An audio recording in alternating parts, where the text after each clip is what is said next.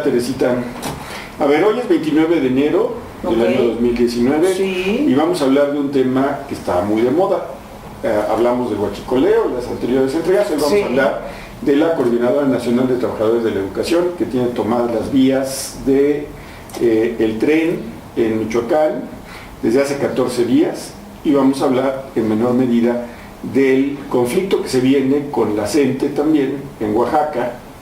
Entonces, el primer tema que yo quisiera plantear es ¿cuánto ha costado estos 14 días de toma de vías?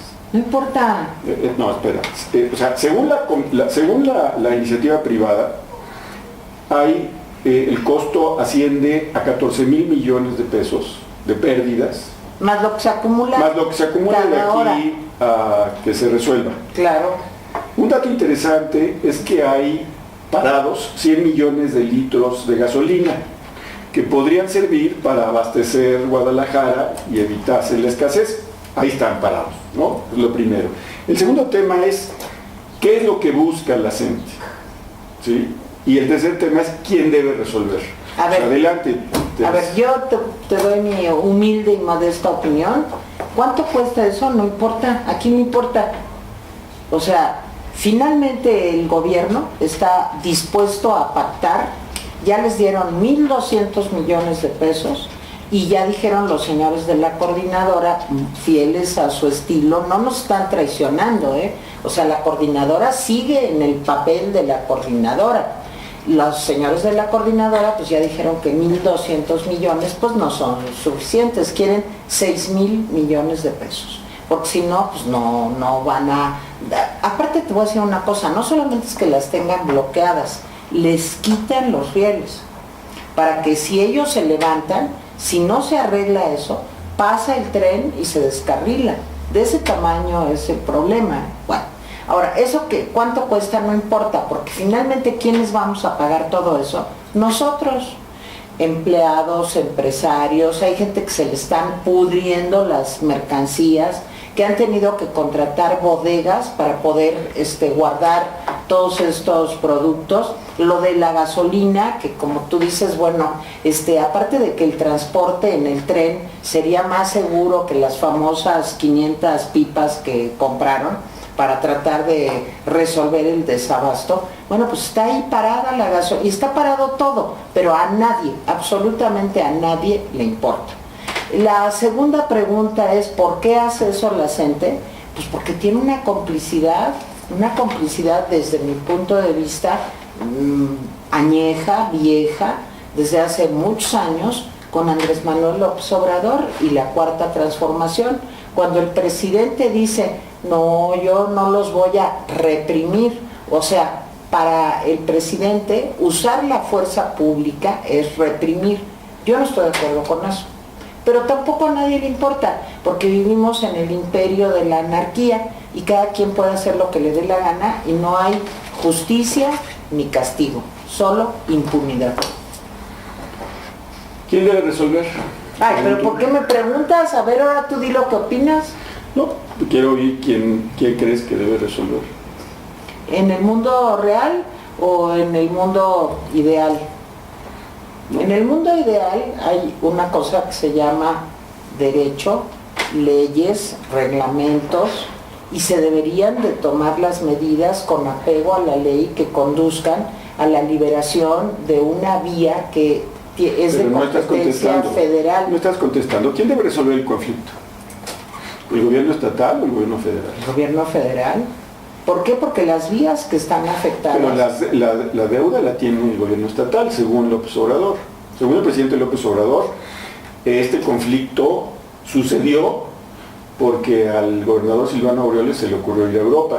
No entiendo cuál es la relación. Pues tengan cuidado de no irse a Europa, porque si se van a Europa puede que haya conflictos en sus estados, señores gobernadores. Pero él dice, el conflicto pasó porque se fue Silvano Aureoles a Europa. Entonces uno dice, si se hubiera quedado Silvano Aureoles, ¿no hubieran tomado las vías de ferrocarril? No, es que lo que muchas personas dicen es que esos 6,000 millones de pesos no los debe Andrés Manuel López Obrador porque en 2 meses no se juntó una cantidad tan grande. sino se debían de antes. Lo que dice el gobernador, y hasta donde yo entiendo es interesante lo que propone, es háganle una auditoría a mi gobierno, a ver si es cierto que yo desvié ese dinero para otras cosas, pero también háganle una auditoría a la coordinadora, porque yo también quiero saber pues, en qué situación se encuentran ellos y si realmente se les debe ese dinero. Sí. Bueno, no aceptaron, ¿eh? Doy mi opinión. A mí me parece que los dos gobiernos están en una actitud muy irresponsable. Es decir, están viendo a cuál de los dos gobiernos le daña más el problema, en lugar de sentarse y dejar de echar culpas. Hoy, por ejemplo, 29 de enero, decíamos, el presidente de la República, sin ningún empacho, dice, el problema es de Silvano Aureoles, es del gobernador de Michoacán. Y uno dice, llegamos a la época en que no se busca resolver un problema, sino llegamos a la época en que se busca a quién le va a causar mayor daño. Y el gobernador, lo mismo, se trenza en una serie de dichos con el secretario de Comunicaciones y Transportes.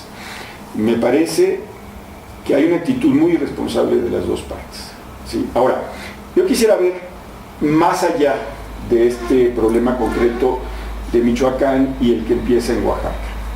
A mí me parece que la CENTE lo que finalmente está buscando no son los 5,000 millones, ya les dieron 5,000 plazas más. Sí, claro. En Michoacán.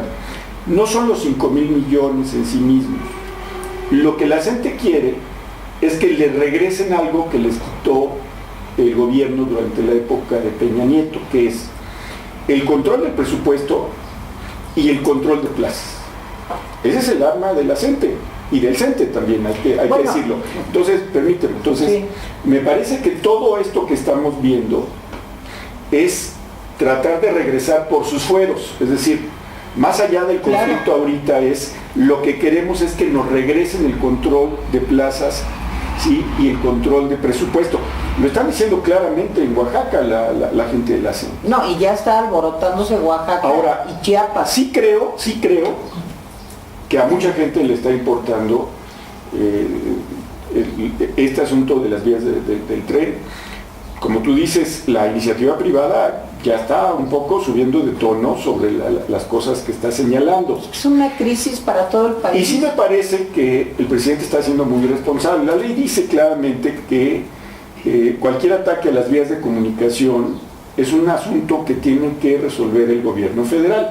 Entiendo la preocupación del presidente López Obrador de que no quiere movilizar a policías por el riesgo que hay de confrontación. Eso lo entiendo perfectamente.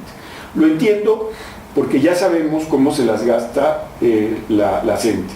Es decir, la CENTE es un grupo muy confrontativo. Entonces, ¿qué hacemos? ¿Quedamos a merced de la CENTE? No estoy diciendo eso, no. Lo que hay que recordar es que ya hubo situaciones en las que se hizo uso de la fuerza pública sin que hubiera ni muertos, ni heridos, ni nada. Entonces, creo que el presidente de la República tiene una confusión entre lo que es usar la fuerza pública y reprimir. Así es. Yo no juzgo, porque no lo sé, si la petición de la CENTE tiene mérito. ¿Sí? O sea, yo puedo decirte, a mí me parece exagerada. Digo, cualquier organización que te pide 5,000 millones de pesos, sí, ya 1,200 ya van. Sí. Cualquier organización que te pide eso, pues a mí dices, pero vamos, ¿de dónde? Pero vamos a hacer cuentas, viendo, ¿no? sí. Vamos a hacer cuentas. Y ellos piden que se les dé sin nada. Yo quisiera plantear una cuestión que dicen algunos analistas. ¿Ante qué estamos? O sea, estamos ante una CENTE que se está convirtiendo en la punta de lanza de Morena en gobiernos de oposición, como Michoacán o Oaxaca, ¿sí? Para después de eso conquistar los gobiernos candidatos de Morena, o estamos viendo, es una pregunta que te hago, ¿sí? O estamos viendo cómo una serie de aliados de López Obrador que lo llevaron a la presidencia está planteando las facturas. Desde mi punto de vista es la última hipótesis, o sea, yo creo que hay en este momento también una lucha entre la coordinadora y el Sindicato Nacional de Trabajadores de la Educación para ver quién realmente tiene preeminencia en este nuevo esquema de la Cuarta Transformación. Y creo que también detrás de todo esto está, pues digamos, ese encontronazo por el control del magisterio, cosa que es de veras de una tristeza enorme.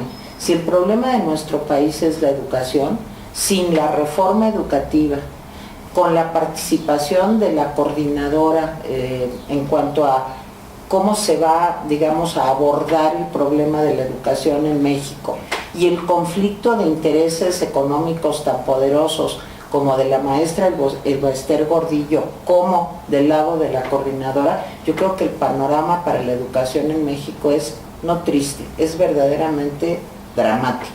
Es lo que yo pienso. Ya.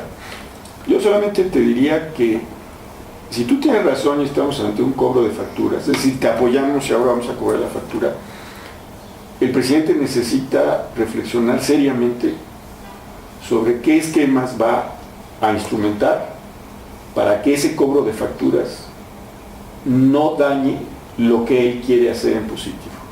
Eso sería mi comentario final. Muy bien, pues reflexionen, escríbanos, cuéntenos qué piensan. Gracias, Jaime. De nada, Teresa, gracias a ti. Bye.